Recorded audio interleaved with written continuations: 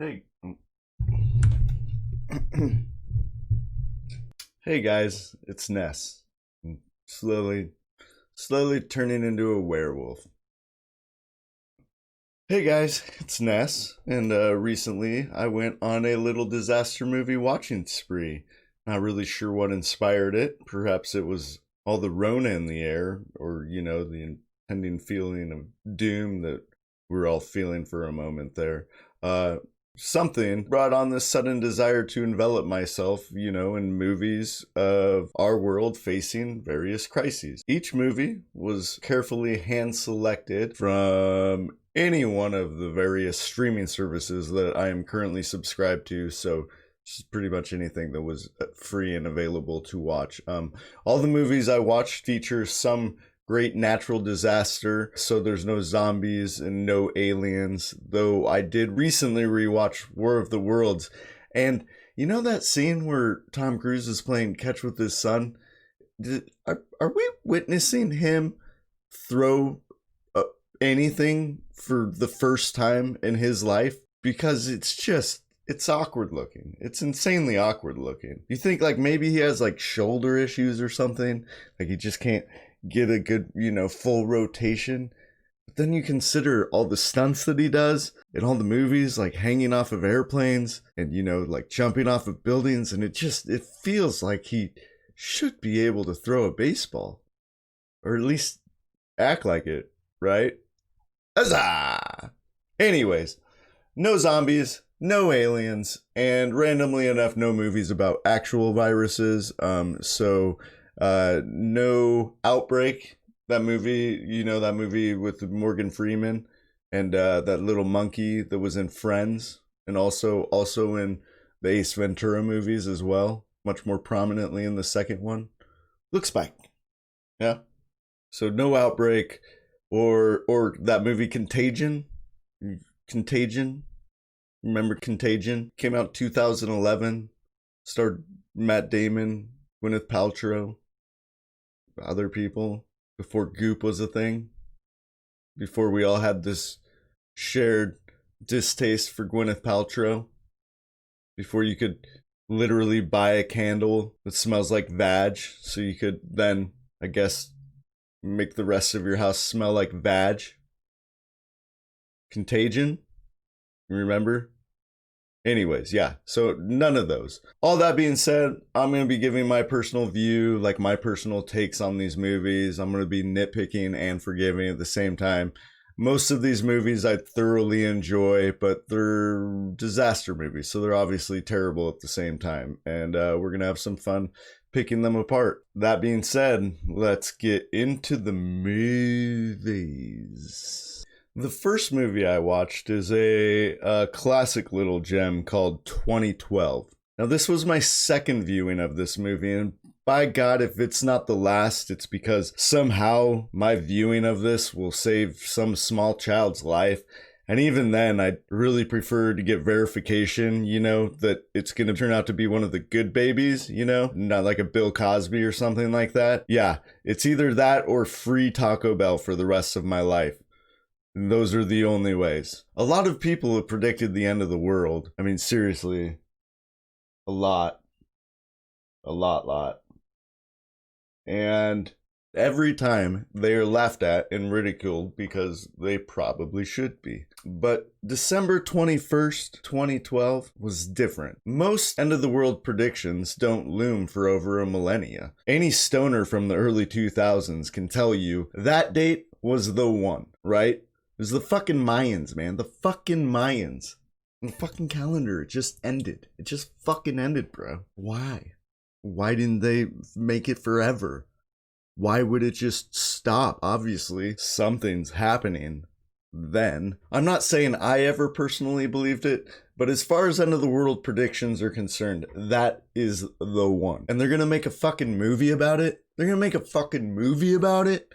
Oh, fuck. That's got to be crazy. I'm in. I want to see this shit. This movie figured out a way to make the end of the world a boring concept. I feel like any big budget movie could pretty much take any compilation of clips depicting terrible shit happening to our world, and it would somehow be entertaining. This movie showed me that my feelings are irrelevant and there's most likely no God. No God! The movie is essentially about how terrible parenting can be forgiven in the event that a traumatic enough experience occurs, leaving your children with no other choice but to depend on you. And then in the end, they end up loving you, but not because of any brave thing you did or, not because you even wanted a relationship with your children. It's just through sheer luck that you happen to survive with them. And now any future PTSD they would have incurred from you and your shitty parenting has now been negated by the PTSD they'll incur from the world literally trying to kill them. So good job, Dad.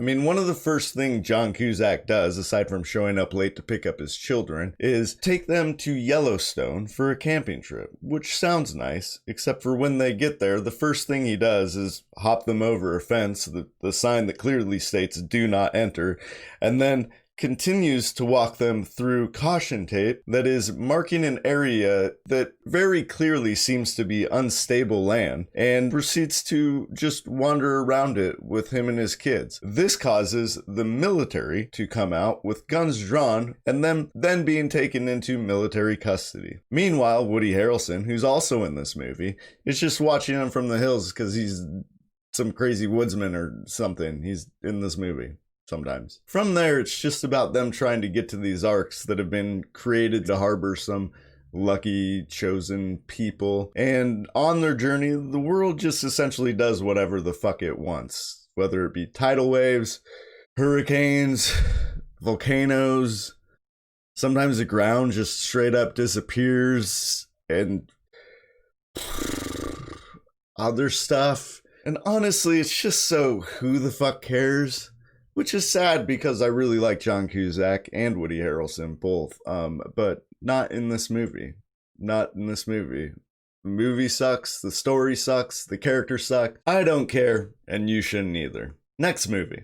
The next movie I watched was The Day After Tomorrow, and as far as disaster movies are concerned, this is probably one of the funnest of all of them. This movie, of course, tells the story of a father setting out to rescue his son who has been trapped in the middle of a new ice age. Yeah. Jake Gyllenhaal, whose character I'm sure had a name. Was it Jethro? Anyway, he's off in New York for some school thing for smart kids, and New York is suddenly hit by a giant tsunami, stranding him and his fellow students in the public library. And Jake's father, who happens to be a climatologist and also Dennis fucking Quaid. It's great. I didn't know that. Did you know that? I didn't know that. Anyways, he sets off across the country to find and rescue his son. This movie is one of my personal favorites on this list, specifically for the visual effects. Most of them come off looking convincing enough, even on a rewatch, and this movie came out in 2004. That's 16 years ago. Fuck me, I'm old.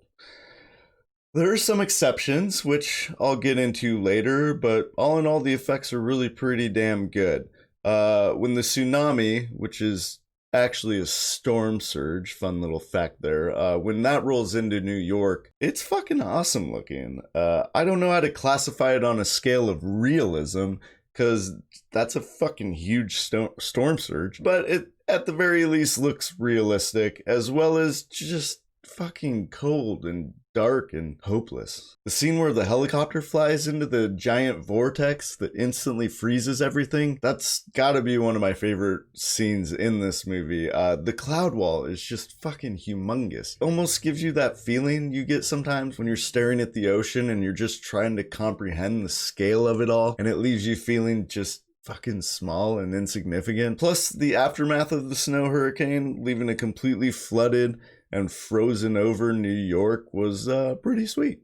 That being said, there are plenty of ridiculous moments to be laughed at. During the LA tornadoes, we see people just wandering around in the streets, staring in awe at tornadoes that are clearly very quickly moving in on them. One of those people being a local news reporter who we just witnessed cross a bridge while dodging multiple cars that were being thrown at him by the tornado. My point being that he has no excuse to not understand the danger that they are all in. And everyone's just staring at it like a president at a eclipse. I understand LA doesn't get tornadoes, but I was unaware that no one in LA understood what a tornado was or how dangerous they could be. Even then, you'd assume they could comprehend the potential danger of a car landing on them, but apparently not. And plus, the CGI is just terrible. It's the second worst CGI in the film, the first being the CGI wolves.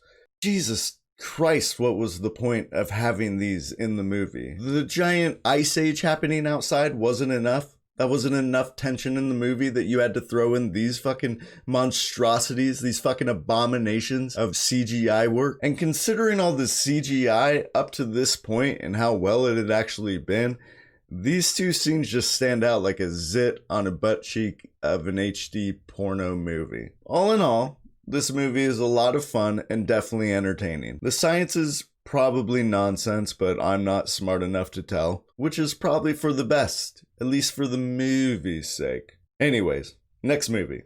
Deep Impact. This movie is, in a practical manner, a better movie than Armageddon. Both came out in the same year, 1998, and both share the exact same premise. A giant meteor is on a collision course with Earth, and the only way to stop it is to send astronauts to it and nuke it, blowing it up, so it doesn't hit us.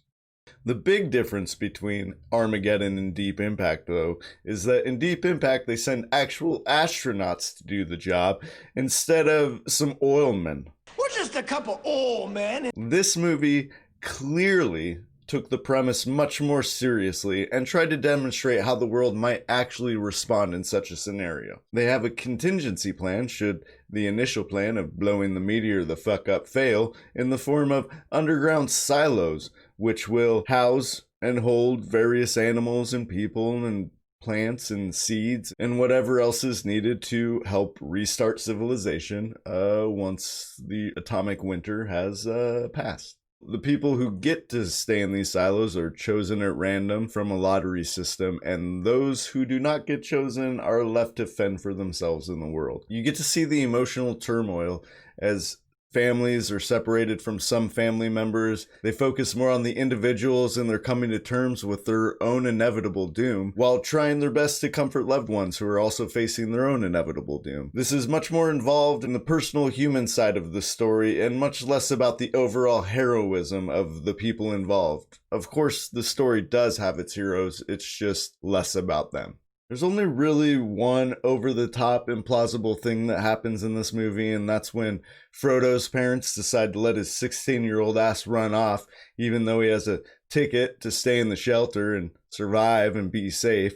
They let him run off because, like, true love or some shit like that, and that just seems ridiculous. You know, perhaps he was just a shitty kid, and for them it was just like a convenient excuse. They're like, yeah, your girlfriend, sure, go. But otherwise, I don't think parents would let their kid make that decision. Not at 16. Maybe shitty parents, which if that's the case, then maybe he's better off. Anyways, this movie is good. Probably the most straightforward and serious. There's not really a whole lot ridiculous here to make fun of. The CGI for the meteor impacts is fine. The tidal waves are a little corny looking as they roll over the hills, but hey, it was 1998. What do you want? All in all, it's way more realistic, but definitely not as fun as our next movie. Which brings us to, this movie might actually tie as my favorite movie on this list with The Day After Tomorrow, but let's not dance around it. This movie is dumb as fuck. The levels of stupidity and gross negligence in this movie are sometimes overwhelming. There was no consideration at any point in time in the creation of this movie for anything real. No attempt at what might we actually do in this situation. I'm not a smart man, but I don't believe you can send deep sea ocean drillers in place of trained actual astronauts. That's if this were real life, which of course it's not. And god damn it, all stupidity aside, if this isn't just a fun fucking movie to watch. This movie can literally trick you into becoming emotionally attached to characters that were never really developed or never really likable in the first place. If you don't know, this movie has the exact same premise as Deep Impact, as I said earlier, where a meteor is headed to Earth and we send up a bunch of ships with nukes to blow it up and save the day. Only in this movie, like I said, they send oil men instead of trained astronauts into space, to an asteroid, to land a spaceship and handle nuclear weapons. Okay, so first things first, we have Ben Affleck getting caught boning Aerosmith's daughter, who in this movie happens to be Bruce Willis's daughter, and then Bruce Willis proceeding to literally murder him with a shotgun. Thankfully, he's a terrible shot, otherwise this movie might be over a whole lot sooner, and I'm sure there's a whole other movie about Ben Affleck filing an HR report against his boss for again attempting to murder him, and the pending lawsuit and settlement that's sure to come from it. We'd watch the relationship between Ben Affleck and Liv Tyler slowly dissolve as she tries to juggle her love for Ben Affleck and that of the love for her father, and then Ben Affleck has to decide between love and justice. I'm sure there's some Rogue One-esque filler movie out there in the works, and it's probably cleverly titled Armageddon. So now the government agents contact Bruce Willis and tell him, we're all gonna die unless he can help. They show a meteor crash in Shanghai to show us how serious it is, and Bruce Willis, who's a good guy in the movie, refuses to help unless he can take his own crew. They all fail every one of the tests designed to determine whether a human individual is capable of going into space, but the government already said they could, and no take backsies. Then, after failing all the tests and still being allowed to go, now they all have demands on what they want to get out of it, like get rid of past parking tickets, or overlooking criminal histories, or the big one, to never pay taxes again. Because that's what the good guys do, is hold the fate of all humanity hostage until they get what they want. Then in space, we have rovers getting lost, having to use boosters to fly over canyons, and then traversing on what must be hidden roads that aliens built on this meteor, because how else would you just drive around casually on this meteor? The rovers also happen to be equipped with giant Gatling guns in case of space monsters?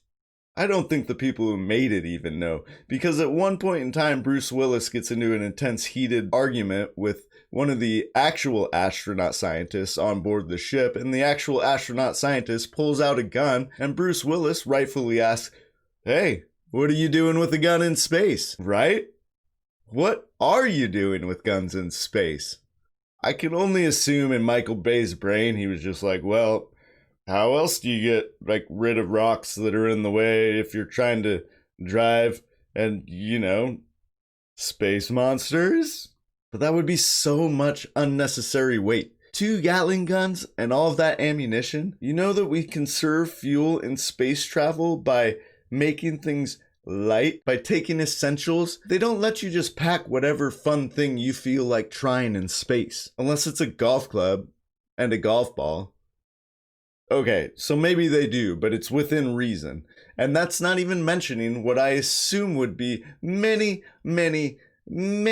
safety issues with bringing guns in space. Look, this is a dumb fucking movie with dumb fucking premises that is absolutely entertaining to watch. It pulls you in with great slow-mo shots, epic music, intense situations. The CGI is swell. All the meteor packs are super cool beans, especially the one that hits Paris. That one's extra awesome. The characters are all kind of shitty people, but you still root for them, and some of them you even end up liking by the end of the movie. And if you don't shed a tear while Liv Tyler's giant hand is saying its final goodbye to her dad, then I don't believe you have a heart. It's true, yes, most of these intense situations could have been completely avoided had they just sent trained professionals to do the job, but hey, then we wouldn't get this movie and what is inarguably the greatest song ever written by Aerosmith.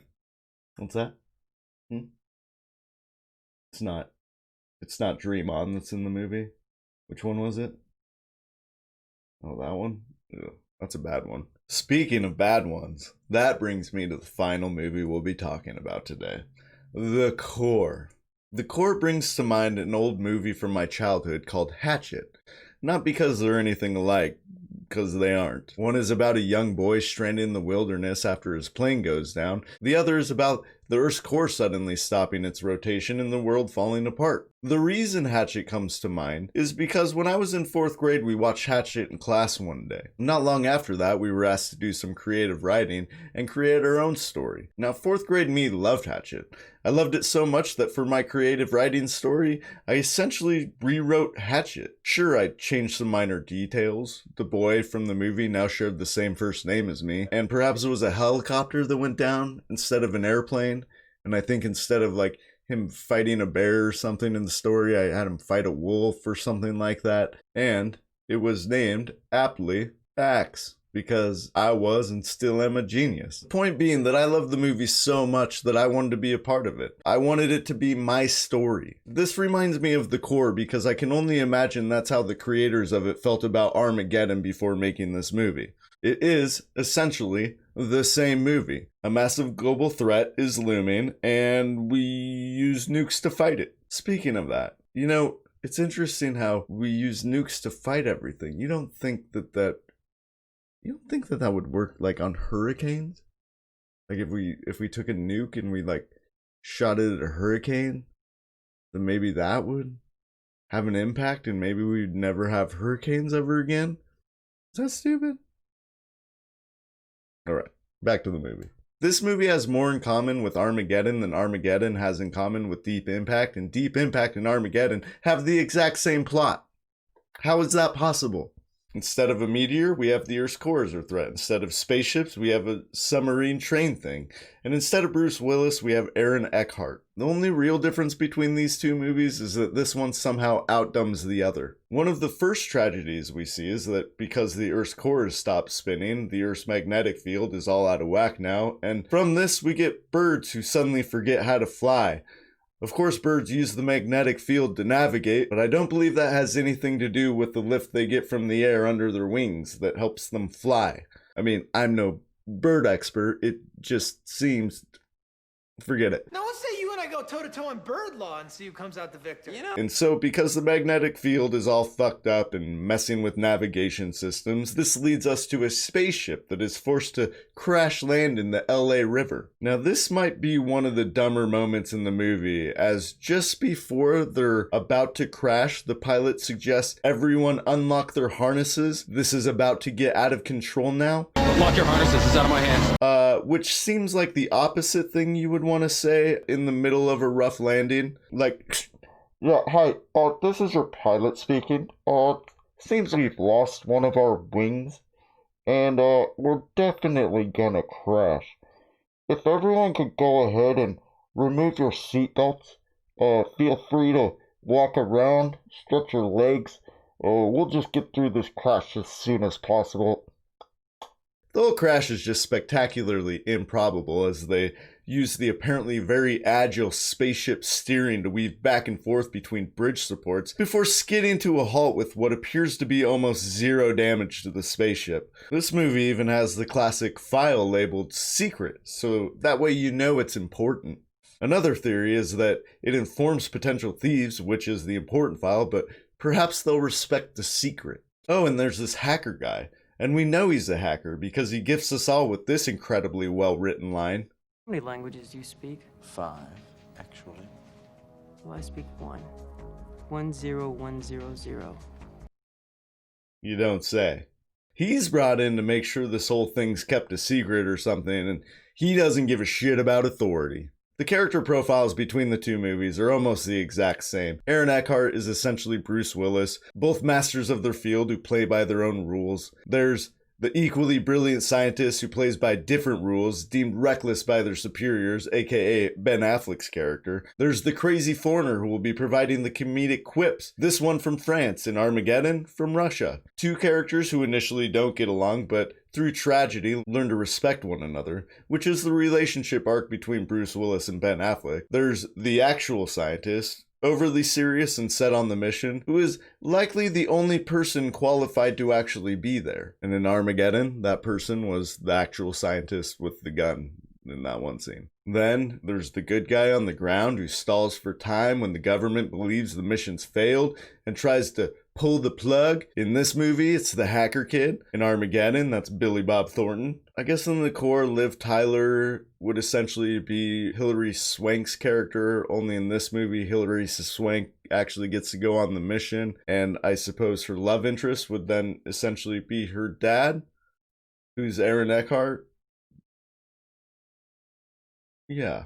Certain characters share certain traits from multiple characters from Armageddon, but all in all, they're essentially the same characters. From there, it's essentially the same story too. They set off on a one-time chance to save the world. Everything that can go wrong does go wrong along the way. They have troubles completing the mission in the initially planned way. The crew fights and egos flare before they realize that it's not helping anything. But the emotional release allows them all to see each other as colleagues now and finally start working together. While in the middle of the earth, at some point they lose communication and all the government people on the ground believe that the mission's failed and they have no other option but to execute the mission and therefore kill every one of the crew members on board that is now deep in the middle of the earth. This is where Billy Bob Thornton, aka the hacker, steps up, stalls for time, allowing the time needed to be able to detonate the bombs and escape, and the end. In this one, instead of Bruce Willis, it's Ben Affleck who self-sacrifices. Other than that, they're the same fucking movies. This movie gets all of its entertainment from the acting and scripts. It's just so terrible that it becomes entertaining somehow, in a train submarine wreck sort of way, if you know what I mean. The CGI is pretty meh. I guess the part where the sun bursts through the magnetosphere and like a light through a magnifying glass just insta-cooks whatever it touches, though somehow melting through metal before rubber as we witness the water boil, the glass crack, metal begin to liquefy and concrete split, and then the tires on all the cars on the bridge start popping. I guess this is the big destruction scene, and there's one decent shot when the bridge collapses that's pretty cool looking. But most of it feels like a Universal Park ride, but one you're not riding. You're watching other people ride. And outside of that, it's just people randomly dropping dead, birds forgetting how to fly, and some lightning exploding what most certainly appear to be models of Rome. Most of the CGI budget was spent on what they interpret to be the inside of the Earth. There's not much cool visually here. The entertainment comes solely from the ridiculousness of the film. It's stupid fun on every level, but credit where credit's due. At least they didn't take guns. And that does it. Thus concludes my trip down disaster movie lane. What did we learn? We learned I was a plagiarist in 4th grade. We learned Dream On was not, in fact, an Armageddon. And most important, we learned that disaster movies, though really, really stupid, are also super awesome. Except 2012. That movie's just, it's fucking terrible. It's really bad. It's boring. Anyways, I can't wait until another 10 years has passed and I've forgotten enough about these films that I can rewatch them like it's the first time again. But also, again, not 2012. I will not be watching that movie again. You know the stipulations. Hey, thanks for watching, guys. Be sure to like and subscribe if you enjoyed the video. But for every like you don't give, Hauser gets sad. Isn't that right, Hauser? Isn't that right? Yeah. Yeah. He wags his tail when he's sad. He's sad. Sing, women, sing,